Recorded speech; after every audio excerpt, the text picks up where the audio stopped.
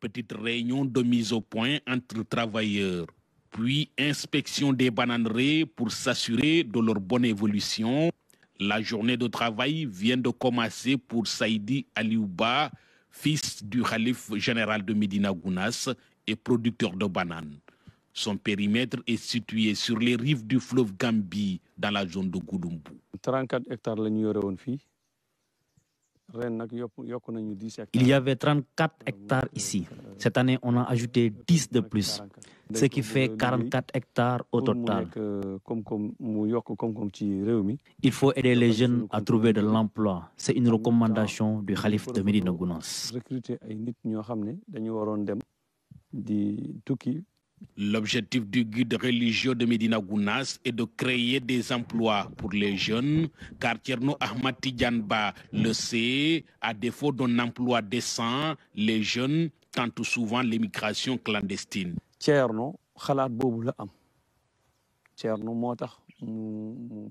la vision du calife. C'est pourquoi il nous a demandé de nous investir dans l'agriculture.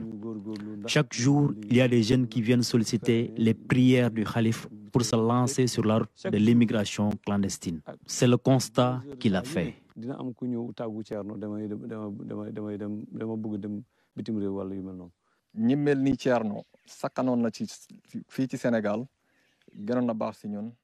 Et si tout le monde était comme le calife général, il n'y aura pas de chômage dans ce pays. Personnellement, j'ai tenté à plusieurs reprises l'immigration clandestine sans succès. C'est lui qui m'a convaincu de rester ici en me donnant des parcelles pour travailler.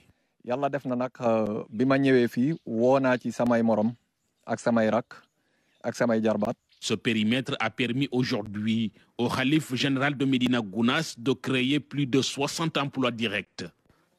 Actuellement, 64 personnes.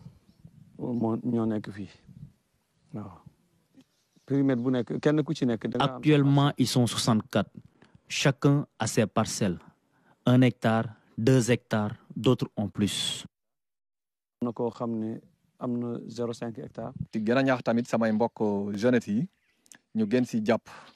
Je lance un appel aux jeunes.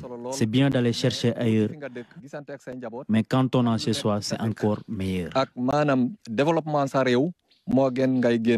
Seydou Aliouba commence aujourd'hui à se faire une place dans la production de bananes dans la zone. En plus de la demande intérieure, il exporte aujourd'hui sa production en Gambie et en Guinée-Bissau. La production de bananes, justement, étend ses tentacules à Sédhiou. Les producteurs parlent de 450 millions de chiffres d'affaires et plus de 1600 emplois directs créés sur place. Le reportage d'Ibrahim Ndong. Un fruit qui n'a pas de secret pour ce vieux. Voilà plus d'un quart de siècle qu'il travaille dans cette bananerie.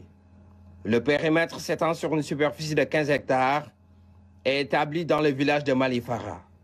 Il est l'un des 5 sites de la Fédération des regroupements des producteurs de bananes de la région de Sédhiou. Ce travail nous apporte beaucoup. Moi, je suis là depuis les premières années de la création de cette bananerie. Alhamdulillah, je gagne bien ma vie ici.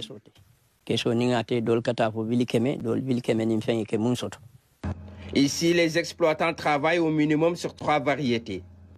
Mais celle qui compose les 80% des plantations porte un nom particulier. C'est la variété Poyo. Pourquoi la variété Poyo? Parce que lors de la mise en place de ces périmètres, c'est la variété qu'on nous a amenée. Et nous avons bel et bien constaté que c'est une variété vraiment très productive. Mais on a constaté actuellement avec le changement climatique, la chaleur, disons les vents violents, l'inondation, on a constaté que vraiment c'est une variété qu'il faut essayer de changer. Donc raison pour laquelle maintenant, en collaboration avec ce partenaire-là, nous envisageons maintenant de procéder au renouvellement progressif vraiment de cette variété par les 3 variétés suivantes. La variété Williams, Robusta et Grande Naine. Cette année, donc, je vais parler de l'ensemble des 5 périmètres de la fédération. Nous avons pu avoir une production globale de 2800 tonnes de bananes, donc avec un chiffre d'affaires de 450 millions de francs CFA. Dans l'exercice de leur métier, les membres de la fédération sont souvent confrontés à des difficultés. L'écoulement de leurs produits en période d'hivernage constitue un vrai casse-tête avec l'inaccessibilité de certains sites. Au niveau de nos périmètres, il y a une absence totale de stations de conditionnement. Et non seulement la station de conditionnement est absente, ça nous manque au niveau de ces périmètres, mais nous n'avons pas également de logistique de transport primaire qui font le transport entre les parcelles et le hall de triage. Donc ça, c'est des difficultés. Mais également, au niveau de la commercialisation, nous avons constaté que les véhicules que nous prenons pour le transport de la banane, c'est des véhicules qui ne sont pas appropriés pour le conditionnement de la banane, pour le transport, disons, de la banane, mais également certaines pistes également qui sont vraiment impraticables, surtout en saison des pluies. Ça, c'est des contraintes auxquelles nous sommes confrontés.